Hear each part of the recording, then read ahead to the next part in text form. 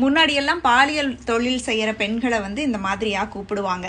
தமிழ் அகராதியே வந்து எவ்வளோ பார்ஷியாலிட்டி பார்க்குது பாருங்க. இந்த மாதிரி தொழில் செய்கிற பெண்களுக்கு இந்த பேர் இருக்குது, ஆனால் அந்த பெண்கள் கிட்ட போகிற ஆண்களுக்கு எந்த பேருமே இல்லை. அது ஒரு பெரிய டாபிக், நம்ம அப்புறமா பேசலாம்.